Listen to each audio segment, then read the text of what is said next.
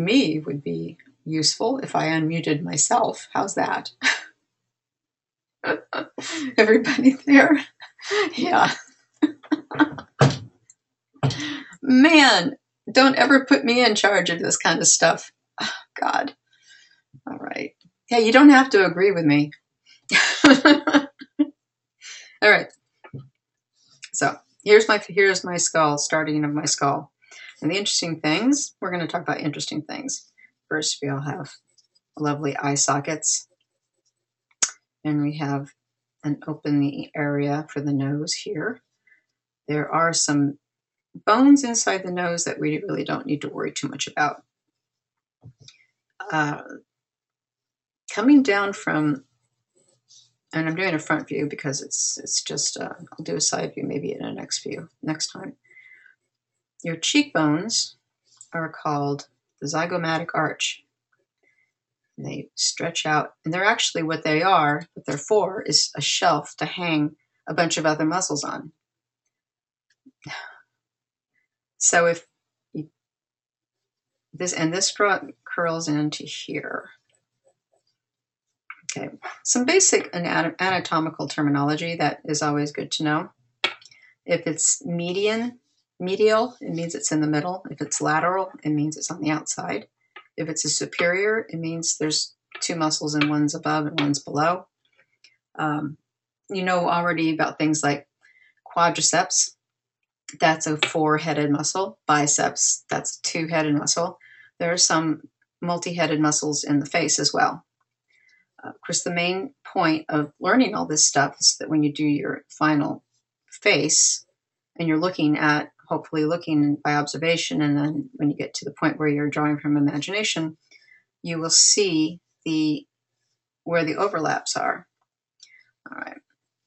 Rule number 1 with teeth. Let me just put that out there right now. Never, ever draw the teeth like this. Okay, because that won't look like teeth.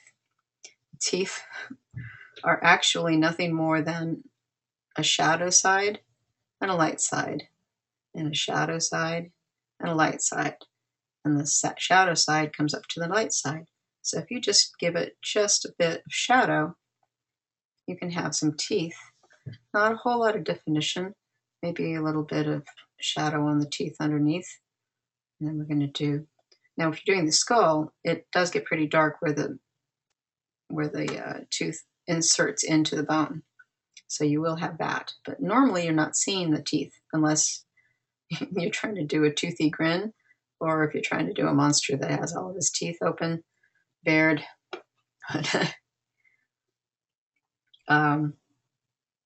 All right, so that's how you do the teeth.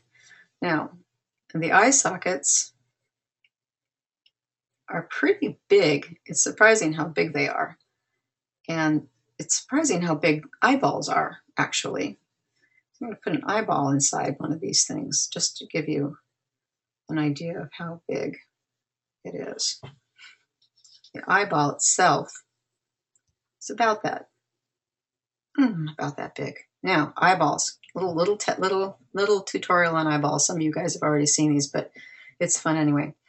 The eyeball is a spherical object filled with a gelatinous substance, and it has a lens on the front and cornea, which is basically a clear cover, just a clear protective cover. The iris, which we see as a pupil and some color with lines around it, that's actually a muscle, opens and closes. And what it does is it focuses the lens, which of course when the image comes in, it turns upside down and focuses against the back wall if you have good vision. If you're nearsighted, then your eyeball is too long and it focuses before the back wall. If you're farsighted, your eyeball is too short and it's focusing the opposite of what I just said. It's focusing too soon if you're nearsighted and too late if you're farsighted. But the most intriguing thing about the eyes, it's really cool to look at cat eyes, because cat eyes you don't see the whites of their eyes, you just see their whole eye. And if you look at the cat from the side, you'll see opening of their eye in a flat disc and this clear thing that covers it over from top to bottom. So remember that the eyeball is wet, always wet, unless it's dead. If you're dead, well, your eyeballs might not be wet. They kind of shrivel up and dry up like raisins. But so think of it as always being wet and drippy. It's an awesome, awesome thing. And then there's always little veins on it and stuff like that. So we put the eyeball deep inside the ocular cavity and then add all kinds of muscles and flesh on the inside. And then we're going to cover that over with skin. So, calm down. On the zygomatic arch, there is a place called fossas. Whenever you hear the word fossa, it means an indentation in the bone. Whenever you hear the word tuberosity, it means there's a sticky out bit of the bone. And these are all places where muscles are going to connect to. That's why bones are kind of all craggy and bumpy and things. They need to have places for the muscles to grab onto. Now, in the face, there are in the head, I should say. I lost my notes. Hold on.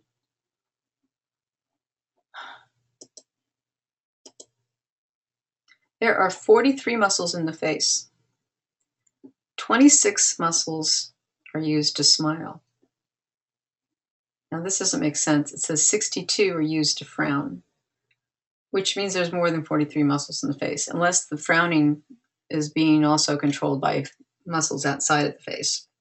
Yes, that's why the eyes are so shiny, because they're wet and gooey. It's a good practice just to get a feel of the shading and the bones and trying to understand that there's a rim around here. There's also, with men, it's a larger protuberance. It's called a superciliary arch, and that's the bone structure that arises up over the top of the eye to give the manly look. Men are also going to have a broader mental protuberance. And if you think about it, a mental protuberance, how many of you have ever put your chin on your chin, your hand on your chin when you're thinking? You put your knuckle on your chin while you're thinking. That's why I think it's called the mentalis, because I think you have to hold on to it to think. That's my own personal pet explanation for that. In the skull also, you will notice there's little openings and there's places for nerves, blood vessels to pass through to the top of the skin. And all right, when you're born, there's 22 bones in the head, and they're separate. And as you get older, of course, they close up. Anyone who has had a baby knows that there's a soft spot in the top of the baby's head, and it's like a little triangle thing. It's called a fontanelle, and it's caused by the bones being separate so that the head can get, so it's malleable, so you can squish it so it can go where it needs to go, and that's why they come out as cone heads, and it's very logical. It makes total sense. I mean, the babies stay in there as long as they possibly can until they have to come out, and but their brains aren't done growing, so they come out with a kind of a loose brain thing holder, and then that eventually seals up. There's also places where the bones crack that are sutured. They're called sutures when they're like that, and they always look like the fjords of Norway. And they attach all around. So the skull is not one big solid bone. It's actually made of many kinds of bone. And you would consider there's 2 zygomatic arches. There's 2 maxilla, which is the top part of, if I might be pronouncing the words wrong, I apologize in advance. But the 2 parts of the bone here, there's one frontal eminence, the frontal bone, and the part that sticks out on the bone, the forehead part, is called the frontal eminence. On the side, you have 2 plates, and they crack along right about here. and they're called the parietal parietal bones, and the part where they bulge out, the highest curve on those parietal bones, is called the parietal eminence.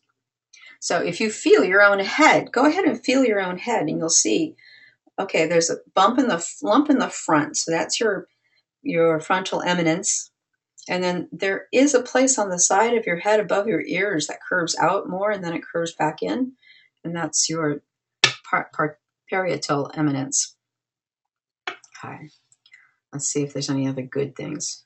Okay, on the teeth, this part of the place where the teeth actually hook into, it's called the dental arch. And you can't see it from the front as easily, but I can show you on the skull, on the actual skull. There's a part of the skull that comes in here of the jawbone. You look at the jawbone. This is where the hinge is. This is the auditory. This is where the ear comes in, the auditory canal. And this is called the ramus. And all it's there for is to attach a bunch of different muscles. Because you imagine, you can look at the face, the skull, and you can see there's an awful lot of stuff missing on that skull, and it's all muscles. All muscles. So let's put this one in the oven to bake. And we're going to take out the finished one with the camera that doesn't want to be focused. Mastic magic, presto magic. It's cunny fuzzy. It's gonna come. It takes a little while to cook. There, look at that. See, it's ready to come out of the oven. It's awesome. Check that out.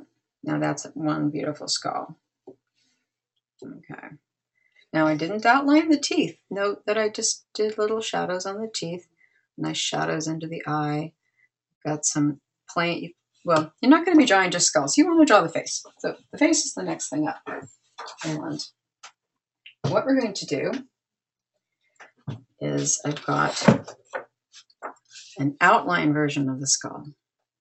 And on the outline version of the skull, we're going to do, we're going to do the muscles.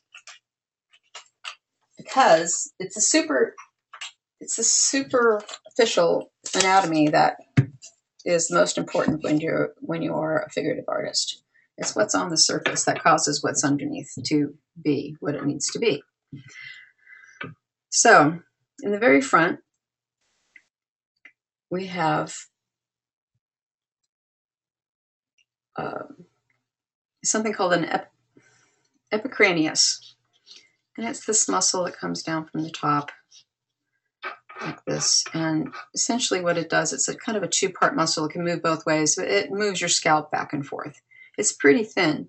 Now, most of the muscles are thin on the bone, or they're not even any muscle, they're skins, which is why you hit your head, you bleed like crazy because there's nothing but skin and bone there. But the front of your forehead is pretty darn hard. I don't know how many people have rammed into a wall. My sister did, got a bunch of stitches, but she didn't break the bone. Now, there's a cool little muscle that's right, kind of separate, comes right down in here, and it's called the corrugator. And all the muscles have meanings. It's really hysterical. So this is the corrugator, and it kind of attaches to the top part of the nasal bone, which is a little separate bone right here. Staples, oh my God. I don't want staples in my head. So that, of course, what it does is it wrinkles up it raises your eyelids, and it also can give you wrinkles. But you get those little lines in your forehead, and it raises up your eyes, your eyelids. Now, around the eye, which is the next very important muscle, is we have actually 3 sphincter muscles on our body, and 2 of them, no, 4 if you count the pair, 4 sphincter muscles on our body, and 3 of them are on the face. So if anyone calls you a sphincter, you can say, oh, you mean my eye? Because around the eye is a sphincter muscle. And the sphincter muscle mainly is able to contract like this which protects the eye and makes it watertight. Same with the mouth. There's a sphincter muscle around the mouth as well. And it helps to close the mouth, actually help you actually put your lips out. It's a pretty interesting muscle. Now there's a little tendon, and I don't remember what the tendon is called, but or let's put our eyeball back in here and put eyeball in here.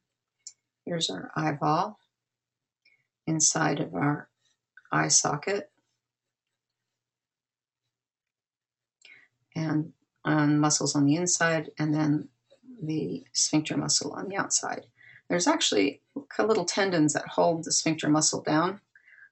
I think that's because if the sphincter muscle didn't have something to hold the edges down, when it closed, your eye would close into like, well, it wouldn't look like an eye. It would look like something else. So in this case, and there are people that want to have, when they get facial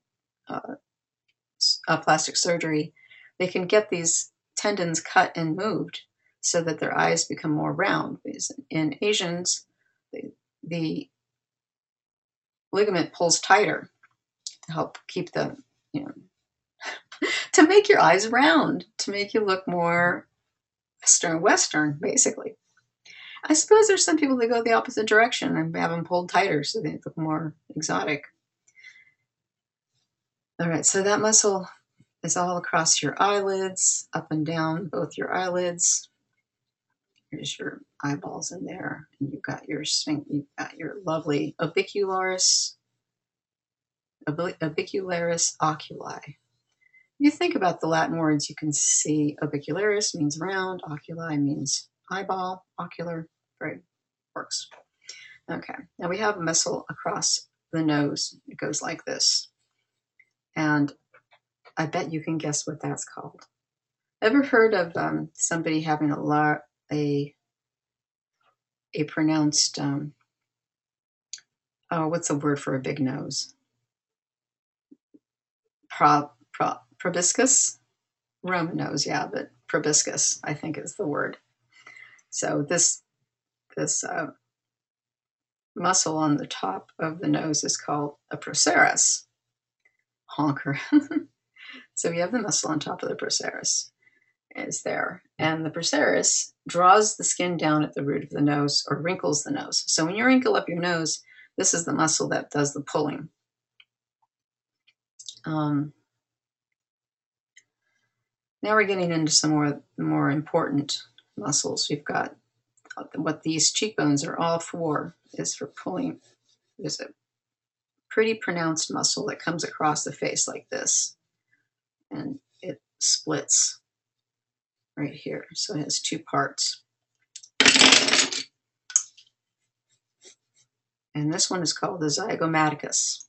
Zygomaticus, that makes sense. It's on the zygomatic arch.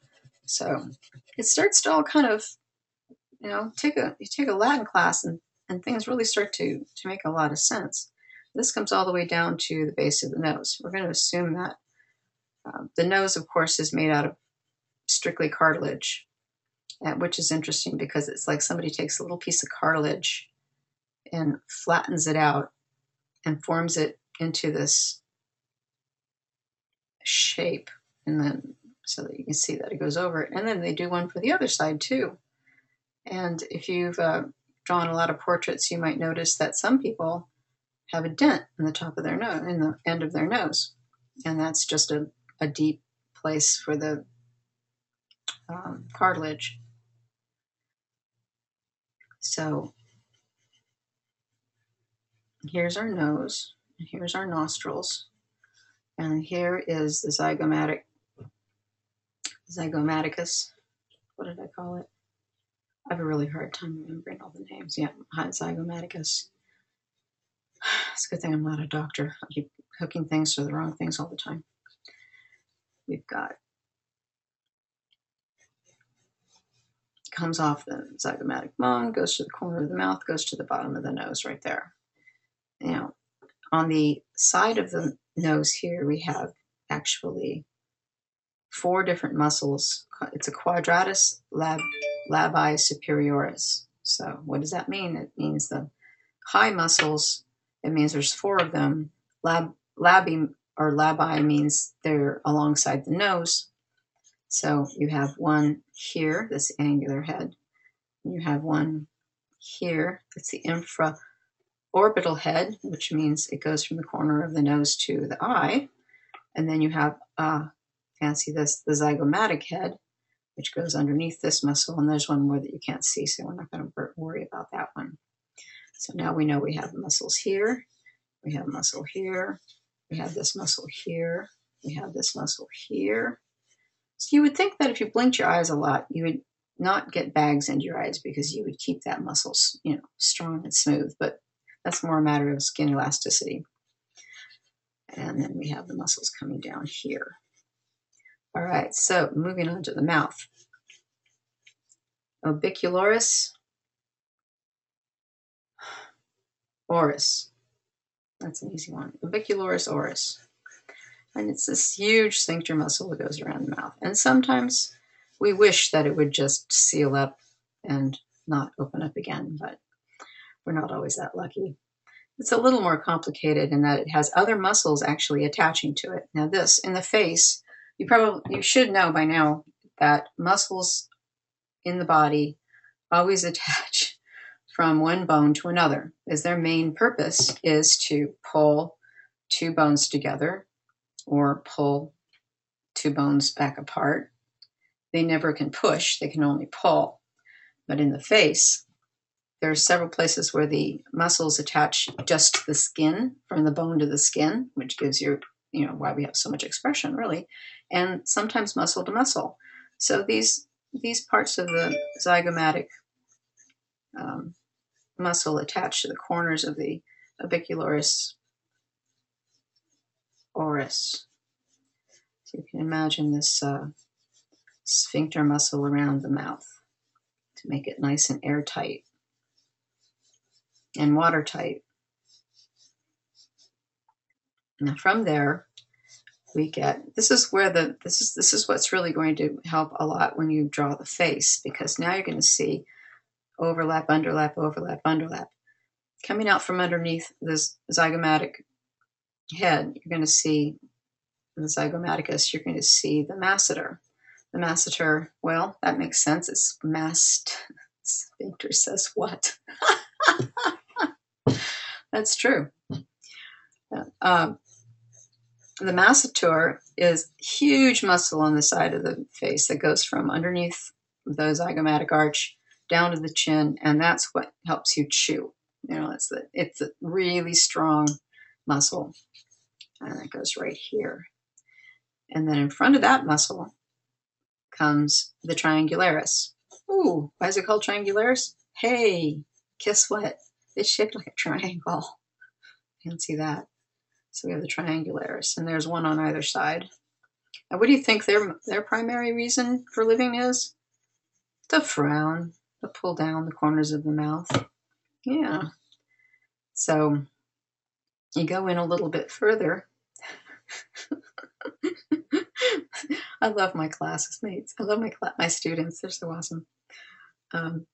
We go in a little further, and we have the quadratus labii inferioris. So obviously this is another 4-headed or 4-part muscle that is lower. So we have the superioris up here and the inferioris down here.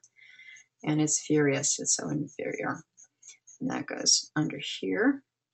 No, why in the earth would we need so many muscles in our chin, in the front of our chin? It's all about mouth expressions. So then we have that. And then underneath that, even more, there's this one called a mentalis, which attaches, of course, to the mental protuberance. And that's the one it actually attaches to the skin. And when you pout, when you push up your chin, you get all these little bumpy things in your chin. And that's all the little fibers of the muscle pulling down on the connections to the chin. Pretty interesting. Why we needed that, I don't know. But somebody decided we needed that. But notice, okay, that goes under, this goes over. This one goes under that one. These go under that one. They stick out above it because they stick out of the skin. What other major muscles should we get in there? We've got the auditory. Remember, the auditory opening for the ear is right behind where the jawbone is. So our ear is going to come out here. Pretty much lines up with the eyebrows and hopefully sticks relatively close to your head so that you have an ear attached to the side of your head. There. Now, did I miss anything? There's a caninus, which is, of course, a muscle attached near the top of the canine teeth, and that helps pull things all which way. What I have in my notes is the nasalis lowers and compresses the wings of the nose. I guess these are nostrils are called wings, which is interesting. And the zygomaticus draws the corner of the mouth up and outward and upward. The quadratus labii superioris raises the wings of the nose. The upper lip draws the upper lip outward, deepens the nasolabial furrow. So when you draw a person's face and they get those creases here, that's the nasolabial furrow. Okay. The quadratus labii inferioris draws the lower lip outward and downward, so that's the pouting muscle. The mentalis raises the skin and wrinkles it, protrudes the lips. Now there's another muscle that's underneath all this called the buccinator, and it actually draws the corners of the mouth out, closes the mouth, compresses lips and cheek. If you go a little bit below that, because you will eventually and get to the neck, the biggest major muscle is going to be the sternocleidomastoid, which is the one that comes from the back of the head down to the center of the collarbone, the clavicles. Sternocleidomastoid. And then on top of that, there's a big sheet of fascia. It's called the pliesma. All right. So now how do we turn this into a face and make it look like something not so horrifying? That. Pardon? There's 6 minutes left, right? All right.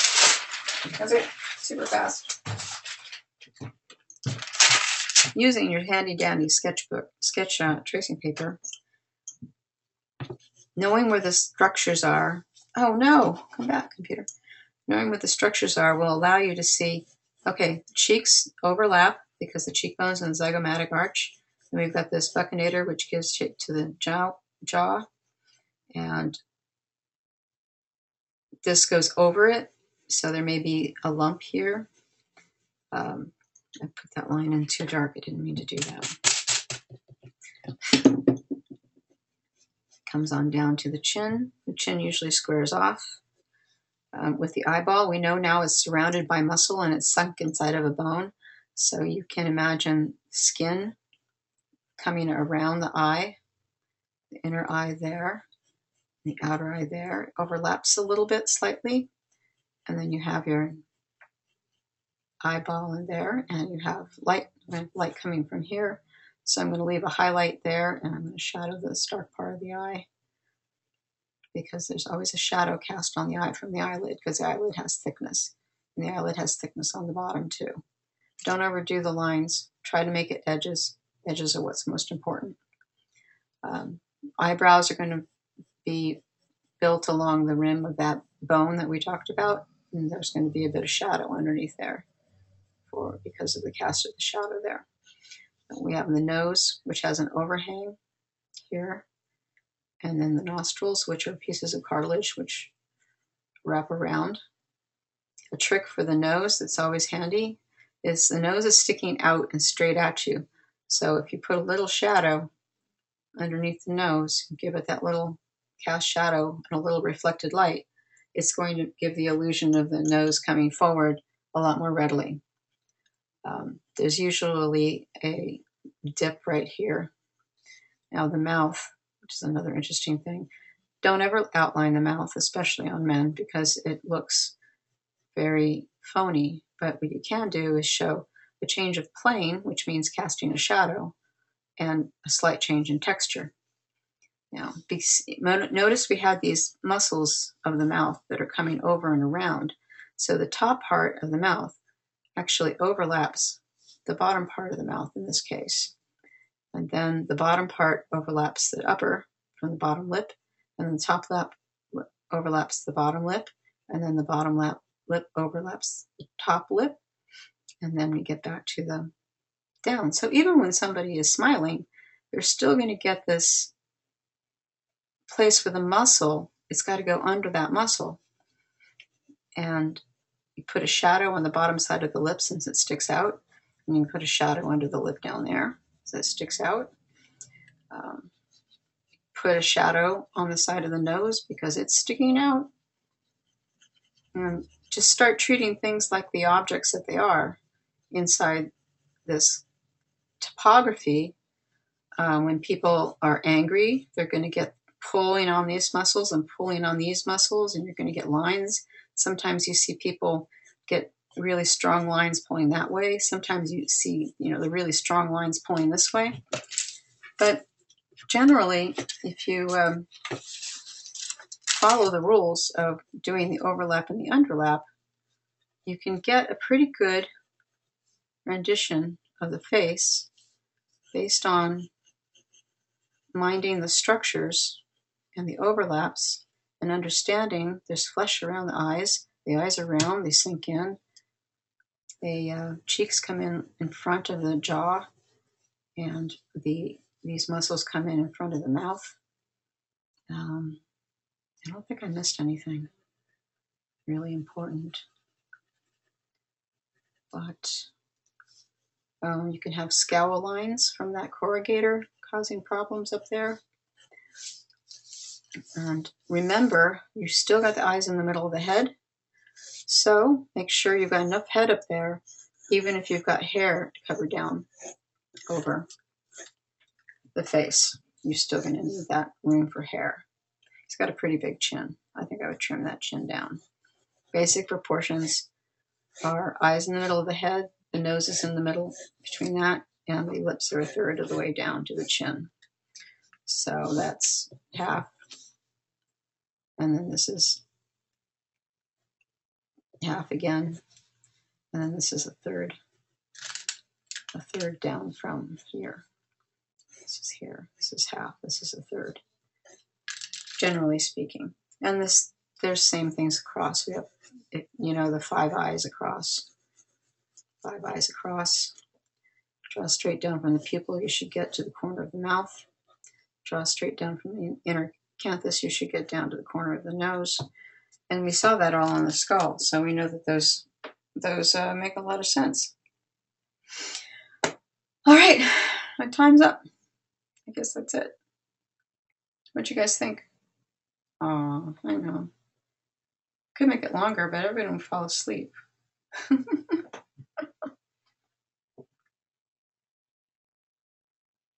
Maybe I can do what?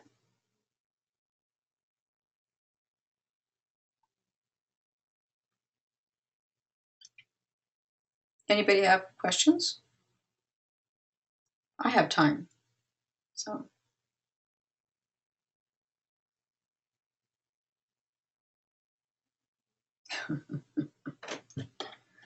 Even with all the technical difficulties. The next one will run a lot smoother now that I've got it figured out. And I do have some digital stuff, but I'll put together a little packet of all my digital stuff. The drawings, I'll put them on overlays into a Photoshop file. I'm drawing tonight. You better be drawing tonight. We've got Megan as a model. Yeah, so I'll put up a PDF. I don't know where to post it, but I'll find out a good place to post it. And everybody can hopefully be able to look over the video with all its errors and troubles. And that's it. Oh, that's a good idea. Email me if you want me to send you a copy of the PDF or the PSD, and specify if you want to have the layered file or the PDF that's just in single files. You know where to email me, all of you guys. You know how to get hold of me.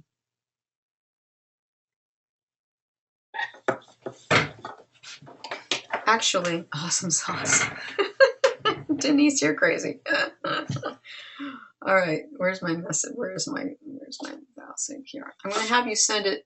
The only reason I'm going to do it to my, I guess I can stop recording now.